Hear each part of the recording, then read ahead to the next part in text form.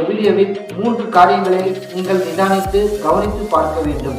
முதலாவது, பில்லி சூனியம் எனக்கு வைக்கப்பட்டதினால் அதிலிருந்து இயேசு கிறிஸ்து விடுதலை கொடுத்தார் என்று அந்த இஸ்லாமிய பெண் சொல்கிறாங்க. இரண்டாவது, கடன் பிரச்சனையில் நான் இருந்தேன், தீராத கடன் பிரச்சனையில் நான் அகப்பட்டிருந்தேன், இயேசு கிறிஸ்து என்னை விடுவித்தார் என்று அந்த இஸ்லாமிய பெண் சொல்றாங்க.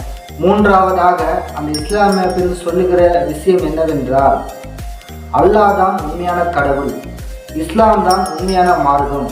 அதனால் கிறிஸ்தவர்கள் எல்லோருமே அல்லாஹ்வை ஏற்றுக்கொள்ள வேண்டும், இஸ்லாமை ஏற்றுக்கொள்ள வேண்டும் என்று நான் நினைத்தேன். ஆனால் நானே இயேசு கிறிஸ்துவை ஏற்றுக்கொண்டு கிறிஸ்தவராக மாறிவிட்டேன். இயேசு தான் உண்மையான கடவுள், இயேசு என்னை விடுதலையாக்கினார், இயேசு உயிருள்ள தெய்வம் என்று அந்த ஸ்திரீயானவள் சாட்சி சொல்கிறாங்க. இந்த காணொளியில் பார்க்கலாமா? கர்த்தருக்கு ஸ்தோத்திரம். அப்புறம் நான் இப்போ அழிஞ்சு போகக்கூடிய நான்